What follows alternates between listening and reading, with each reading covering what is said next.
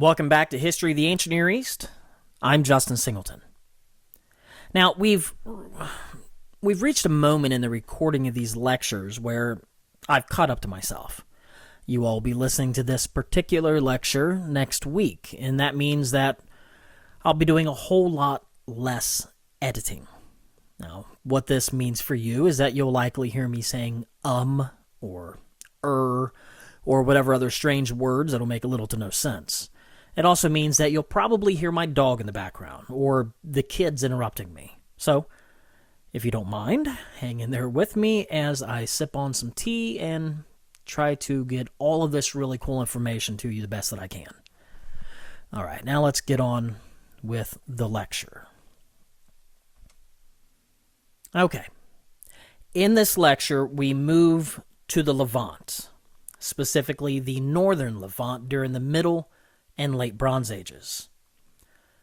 In our discussion of the social time aspects of this region during the Middle to Late Bronze Ages, we will discuss the period of second urbanism, and then innovation during the Middle Bronze Age before moving on to the Late Bronze Age, where we'll discuss the very many conflicts and wars, the coming of the Sea Peoples, and finally, the Bronze Age collapse, an era of devastation from the Black Sea to Egypt, upending civilizations along the way.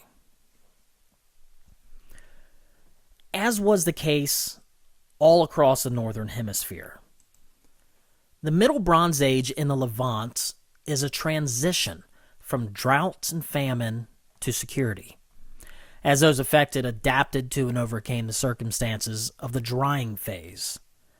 The southern Levantine proto-city-state systems had collapsed during EB4, early Bronze 4, and the region of the southern Levant was sparsely populated. Now, rather than urban centers, the southern Levantine populace mainly consisted of mobile pastoralists and village dwellers living in either small, undefended settlements or transitory encampments, a move in the south that actually benefited the wool industry of the north. But remember, we're talking about the north, where early Bronze 4 was quite different. Now, likely due to the relative protection of the Lebanon Anti-Lebanon Mountains during EB4, walled cities along the coast survived. And in fact, the region went through a second type of urban revolution.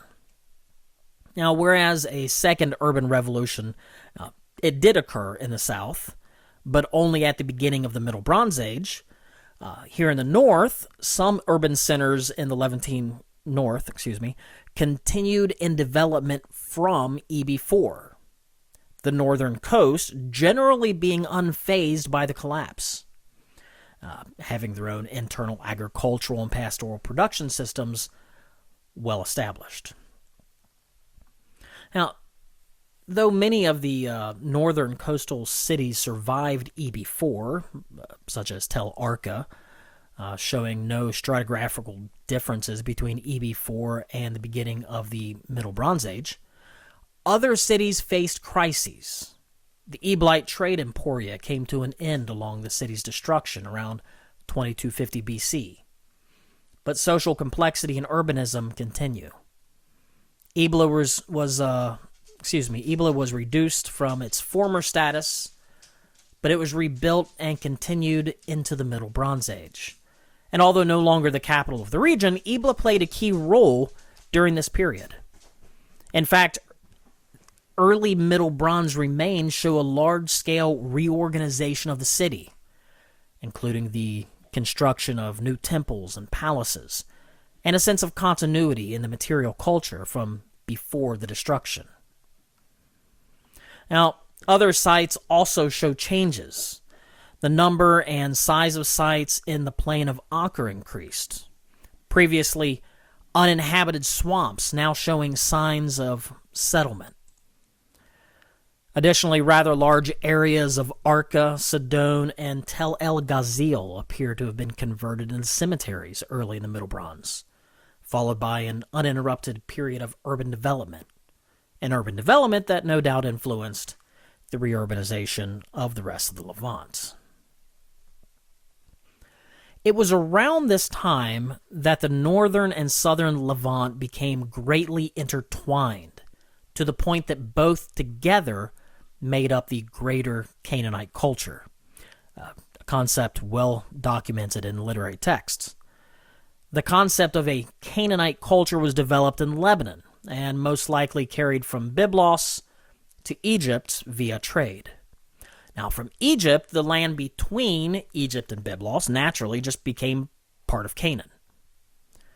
Now, this was not a unified region, as no single Canaanite city held power over all the rest, but something of a unified culture where concepts were diffused from the north into the south, and vice versa. Now, one of those concepts that rapidly spread from the north to the south was the use of tin bronze, where up to 10% of tin was alloyed with alloyed with copper. The results of which gave a sturdy yet malleable metal that could be cast into new forms and even hold a stronger edge. New weapons now included the fenestrated axe and socketed spearheads, weapons displaying different shapes and new hafting systems. Now, this is perhaps the most important innovation during this period. While tin bronze is known minimally from earlier periods, only here is it so widespread, having been introduced in a rather large scale.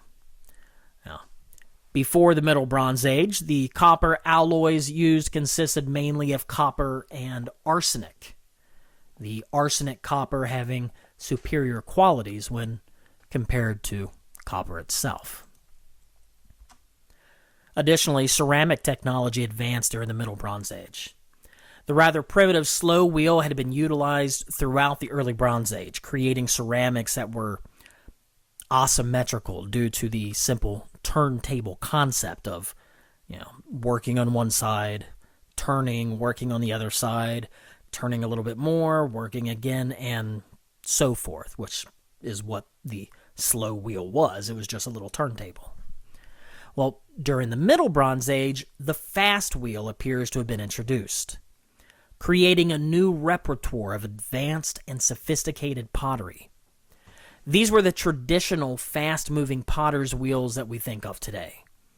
Now, the introduction of the fast wheel, lessening the time it takes to create pottery, ultimately led to flourishing local industries, including working with gypsum and the development of bone and ivory inlays. These new industries motivated the development of trade networks across the region, including both tin and ceramics. Interestingly, a representation of a sailboat at Tel El Daba and bronze models of ships from Byblos confirm that this trade occurred over sea as well as over land, a concept that was assumed due to Cypriot and Aegean-influenced ceramics in the Levant, but now confirmed. By the late Bronze Age, many sites were destroyed, abandoned, or reduced in size. But at certain sites, such as Sidon and Arca, there was a rather smooth transition between the Middle and Late Bronze Ages. And many of the sites retained in the Late Bronze Age, the shift from Middle to Late Bronze is somewhat tricky, particularly as the ceramic assemblage in the Orontes Valley and the Eastern Plains was dominated by just plain, ordinary-looking pottery. This was pottery that had nothing particularly special about it that we can use today to differentiate between the two periods. The coastal sites showed more distinct ceramics. As already noted, these coastal sites were influenced by both Cyprus and the Aegean, containing wares that can be easily dated. But finding Cypriot and or Aegean-influenced wares inland is quite rare. Perhaps a characterization of the Late Bronze Age in the northern Levant is that of multiple confrontations. Throughout the entirety of the Late Bronze Age, conflicts occurred in the region, particularly between the Hittites, Mitannians, Egyptians, and Assyrians. As a matter of fact, it might be easiest to link the beginning of the Late Bronze Age in the region with the Hittite expansion around 1600 BC, making the Late Bronze Age more of a period of internationalism, as we saw in Egypt. Now, between around 1550 and 1350 BC, two main powers, Mitanni and Egypt, sought to hold control over the Levantine kingdoms. Egypt specifically attempting to repel Mitanni from the Levant. Thutmose III defeated a coalition of Levantine kings at the Battle of Megiddo around 1457 BC, and then later crossed the Euphrates, erecting a stela on the banks of the river, claiming dominance over the Levant. This was basically a sort of warning sign should Mitanni attempt to venture further. The Battle of Megiddo set the stage for a permanent Egyptian presence in the Levant. A second major conflict arose between Egypt and Hattusa. Now, forgive me if I fumble this name, but it's a difficult one. Around the mid-14th century BC, the Hittite king Suppiluliuma I, that's pretty good, Suppiluliuma. Hey, I'm quite proud of myself. Anyway, let me restart here. Around the mid-14th century BC, the Hittite king Suppiluliuma I embarked on an expansionist policy, claiming new territories in both Anatolia and the northern Levant. I just absolutely love that statue. I had to make him peek over the bottom there. Now, beginning after his defeat of Mitanni, the Hittites moved to conquer northern Syria, overpowering cities from Ugarit and Alalach in the north to Katna in the south, forcing Egyptian influence southward below the kingdom of Kadesh in midwestern Syria. Of note, several cities such as Ugarit survived the Hittite expansion and even prospered under their control. But others, such as Katna, were reduced in size and splendor or simply destroyed and abandoned. The expanded kingdom of the Hittites was quite diverse, including Luwian and Hurrian and other language-speaking peoples, as well as differing political entities with varied beliefs and practices. Now, frictions within the kingdom were many, and with the Ramesside armies pressing, a major battle soon took place at Kadesh. Information concerning the battle was recorded in the poem of the Battle of Kadesh, located at Luxor and linked to Ramesses II, where the scribe records the greatness of the king and how he routed the enemy. In reality, there is no clear winner, and apparently I pushed the button too soon. Forgive me. Moving on. Perhaps the most well-known conflict in a region dating to the Late Bronze Age is that of the coming of the Sea Peoples. Now, in a letter to the prefect of Ugarit, the Hittite king refers to the Shikala, who live on boats, questioning their existence in fear that they may become a threat. Now, interestingly, these boat people, some of whom had already been in the land since the 14th century, did become a threat as they helped Egypt in their fight against the Hittites. But with the Egyptian withdrawal from the land, they took advantage of the power vacuum in order to establish their own little kingdom. These sea peoples are somewhat of mystery. We know from Egyptian iconography that they traveled by both sea and land, and as early as Akhenaten, there were attacks on the Anatolian coast and in Cyprus. In the northern Levant, these invaders, according to Egyptian sources, attacked and destroyed the Amurru in western Syria, establishing a base from which to launch an attack on Egypt, their former allies. Now, rather than a large, organized group of plunderers, the Sea Peoples were likely small but unified groups of migrants seeking shelter after being driven out of their own homes due to differing crises. Some scholars even suggest that the large, full-scale invasion of Egypt by the Sea Peoples was simply Egyptian propaganda. In fact, some note that the Sea Peoples appear to have peacefully settled in the Jordan Valley as early as the 13th century BC. Yet, evidences of destruction are seen all throughout the Levant.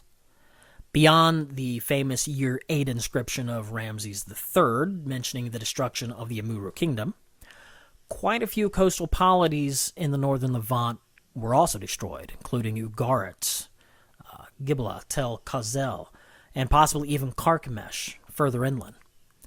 It appears then that these Sea Peoples, at least in some ways, attributed to the collapse of the region.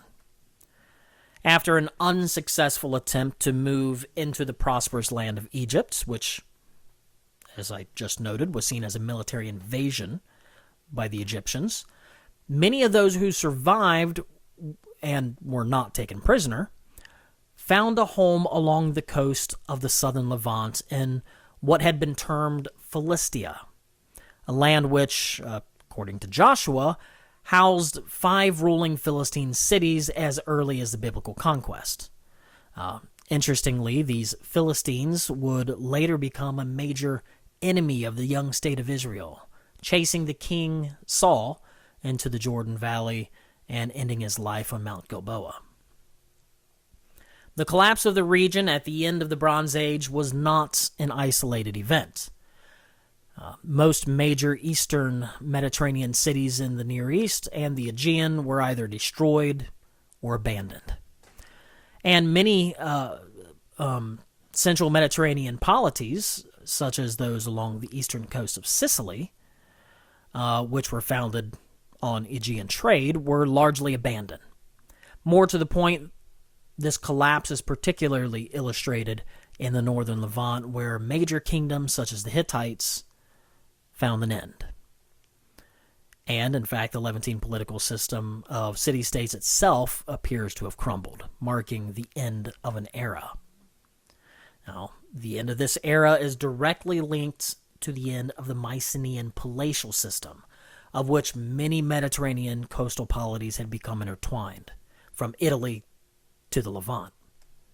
Mycenaean models created a series of long-distance trade networks consisting of multiple and often complex short-distance trade networks with various indigenous communities participating. When the Mycenaean trade empire ended, very many polities that had established themselves as these short-distance indigenous networks by trading in Mycenaean wares simply could no longer exist, as their life source, Mycenae, had been uprooted. Now, the loss of trade necessarily ended the livelihood of very, very many people, and it's likely that these who caused devastation throughout the known world as they attempted to find new homes, displacing others, culminating in the above-mentioned rise of the Sea Peoples. Thus, whether it was the fragility of the palatial system, environmental factors, or the Sea Peoples, the northern Levant, and in fact the entire region, collapsed. Of particular interest, not all polities ended in the northern Levant. For whatever reasons, but probably due to the isolation of the Phoenician coast, the cities of Tyre and Sidon were spared from the almost global cataclysm that occurred. Because of the insular nature of the Phoenician coast and because of the lumber that those mountains provided, Tyre would eventually build ships and replace the lost trade networks, bringing wealth to the Phoenician coastal cities that would last until the Roman era.